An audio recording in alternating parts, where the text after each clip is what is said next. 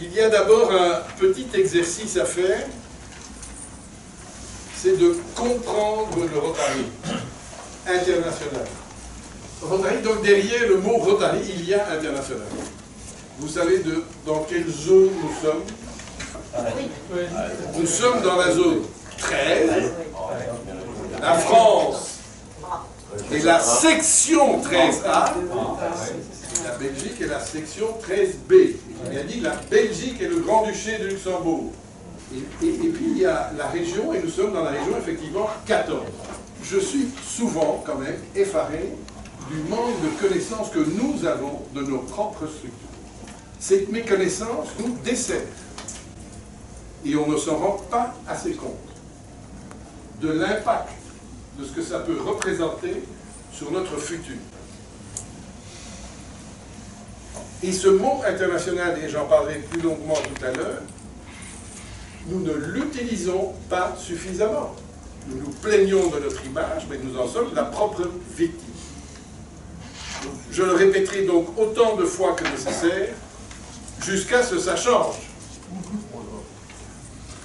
Parce qu'effectivement, nos structures, elles évoluent comme toute structure doit évoluer. Donc les zones, elles peuvent changer. Les petits calculs mathématiques, en général, elles changent tous les 7 à 8 ans. Vous faites un rapide calcul de quand date le dernier rezoning. Il date de 2020, les amis. De 2020. Mais il a été décidé quand? En 2017. Donc nos calendriers, nous devons les connaître aussi. Hein. Si c'est tous les 8 ans, dites-vous bien qu'en 2025, probablement, il y a ces administrateurs qui risquent de prendre des décisions parce que cette décision est du seul ressort du conseil d'administration. Le rezoning n'est qu'un pur calcul mathématique. Pour être une zone, combien faut-il de membres? 35 000. Une section? Minimum 10 000. Un district, on le considère en crise à partir de 1200. Et nous avons des échéances importantes qui sont le rezoning, mais qui pourraient aboutir à du redistributif.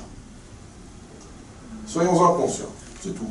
Et on en parle relax, cool, il n'y a pas de péril dans la vie.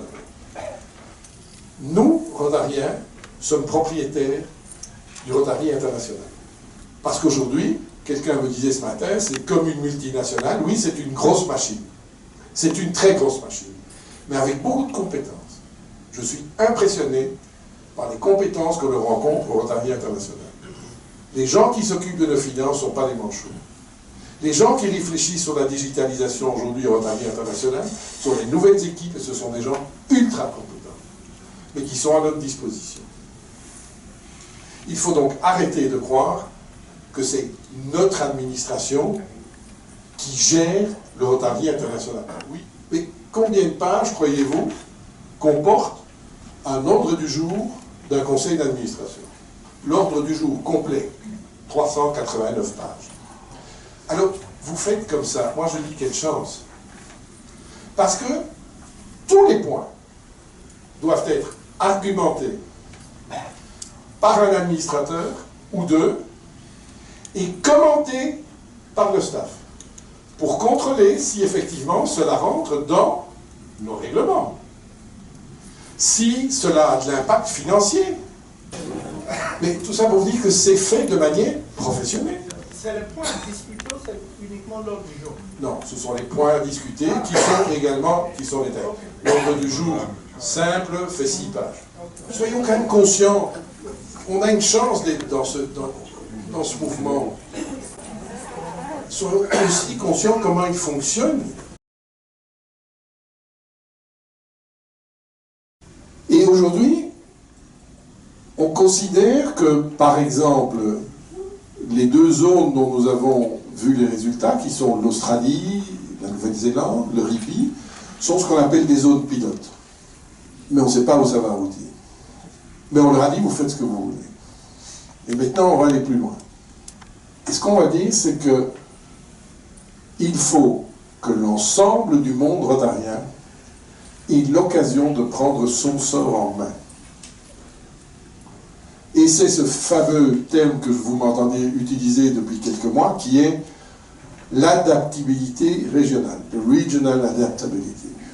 Gordon, que je voyais, comme vous l'avez vu samedi, lors du question-réponse, et il sait que ça va être ma passion pendant 2 ans, parce que je pense que c'est là que se situe notre avenir.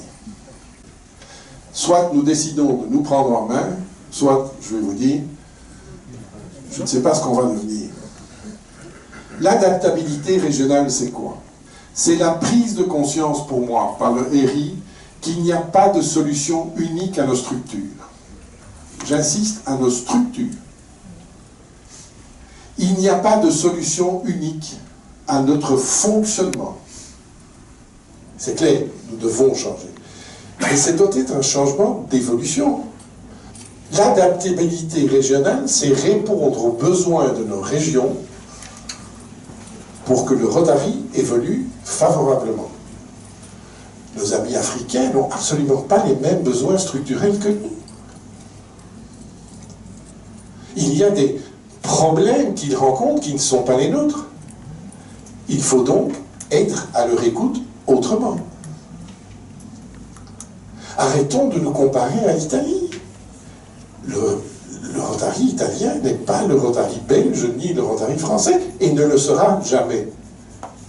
Je suis prêt à signer, ne le sera jamais.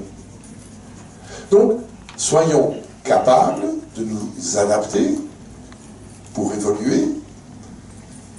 Et je vais rajouter, dans le positivisme, quand on lâche le mot changement dans un mouvement bénévole, on se l'approprie parfois de manière très dangereuse.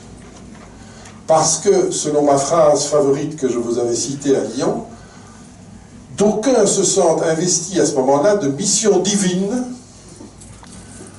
de changement qui va faire que... Vous venez ici, je vais vous expliquer comment ça se passe, moi.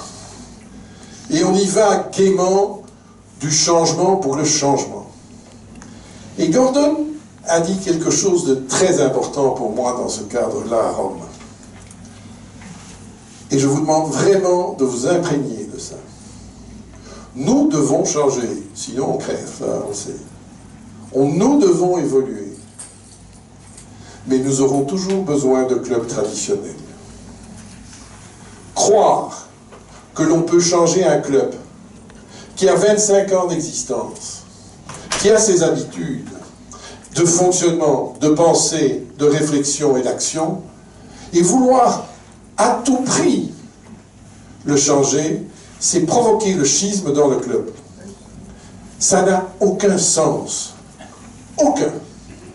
Si d'un côté, on peut et on doit accepter qu'un club traditionnel vit et meurt, il doit accepter qu'à côté de lui, un nouveau club vienne s'installer.